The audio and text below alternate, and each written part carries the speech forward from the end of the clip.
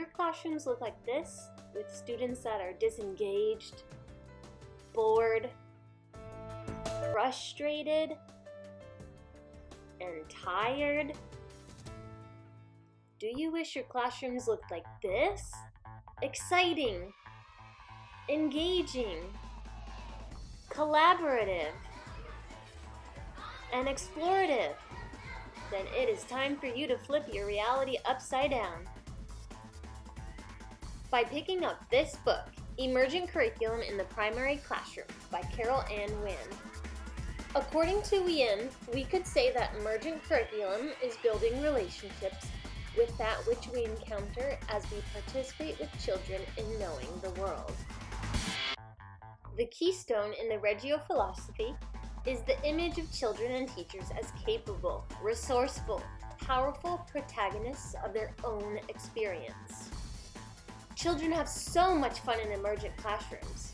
One first-grade boy says, "The class is so excited, it's like a birthday party in here." This book contains stories of how emergent curriculum and the Reggio Emilia approach have transformed classrooms. In each of the 9 stories, we learn that children whose interests are acknowledged and supported don't need to be motivated to learn.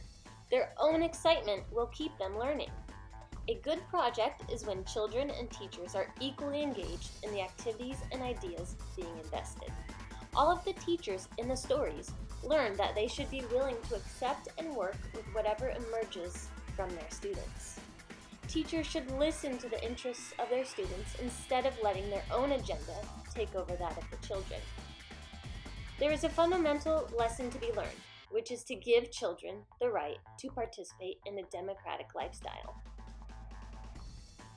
If this hasn't already convinced you to pick up this book, here are 3 more reasons. 1. Emergent curriculum enhances curriculum design because it is inquiry-based. 2. It improves our understanding of backwards design because it helps us to change our brain. And 3. Emergent curriculum supports the needs of diverse learners. Emergent curriculum is inquiry-based. According to the Grand Rapids Child Discovery Center, emergent curriculum is a way of teaching and learning that requires teachers to observe and listen to the children. Teachers ask questions and listen for the children's ideas, hypotheses, and theories. After observing children in action, the teachers compare, discuss, and interpret their observations. Teachers plan activities, studies, and long-term projects in the classroom based on their observations. Teachers partner with children, and the exchange of theories are referred to as the cycle of inquiry. Teachers use their interpretations, intentions, and goals, social, emotional, and academic, to make choices that they share with children. Learning is not seen as a linear process, but as a spiraling progression.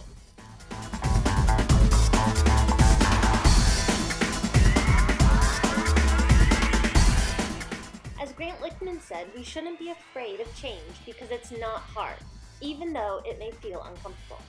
We need to ask questions because inquiry is the greatest skeleton key to critical thinking, according to Green in 2017.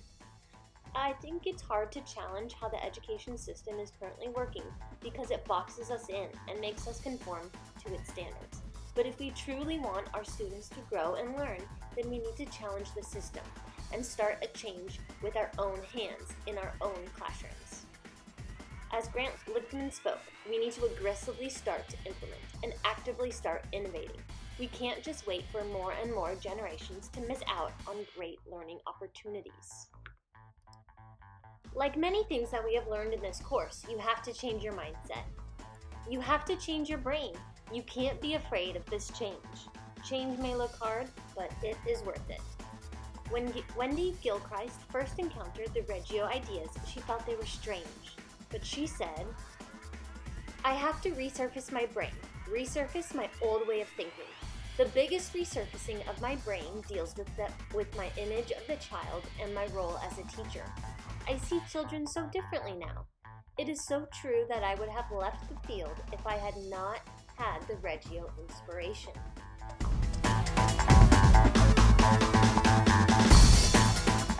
We have to keep in mind that Teachers are like students. We are all on this journey from beginner to expert.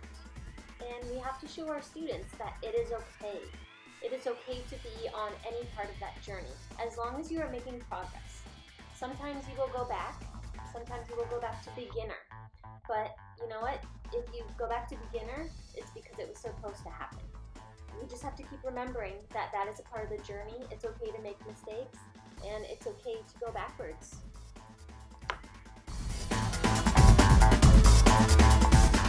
This brings me to the cognitive knot. Leanne talks about the cognitive knot as a time when you are stuck. Reggio educators believe this means not knowing how to proceed. When we are on the journey from novice to expert, we will face many cognitive knots. An emergent curriculum allows teachers to challenge themselves to push through cognitive knots because good teachers plan and let go. Teachers must remember that we teach children, not curriculum. We may face many challenges that will lead us to new directions.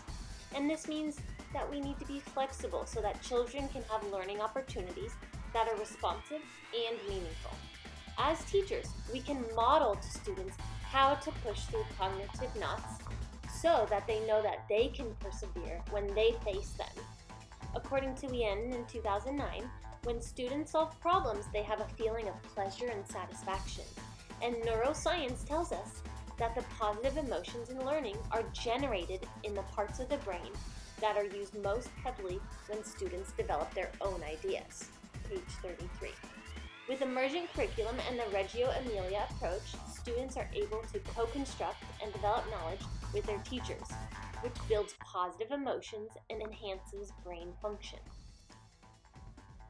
Because all children are different and learn differently, we must adapt to their diverse needs. The emergent curriculum is great because it reminds us to give our students unhurried time. As teachers, we get bogged down by trying to check off the linear lists of expectations, but we must understand the importance of giving children the time to experience, explore, and discover. According to Leanne 2008, unhurried time is ecologically sound in that it respects children's own pace and activity, giving them sufficient time and space to experience satisfaction and permit an organic close to activities. Page 147. To close, emergent curriculum and the Reggio Emilia approach enhance curriculum design because it illustrates the importance of inquiry. Students don't learn by just listening to lectures. Students learn by doing. Our students are real people who need to actively engage with the content to construct meaning for themselves. Emergent curriculum and the Reggio Emilia approach helps us to understand backwards design because we need to learn to change our mindset, and we need to understand that we are all on the journey from novice to expert. Finally, emergent curriculum and the Reggio Emilia approach supports diverse learners because it is intuitive and allows teachers to listen to the various needs of each child in order to adapt instruction to best fit their needs.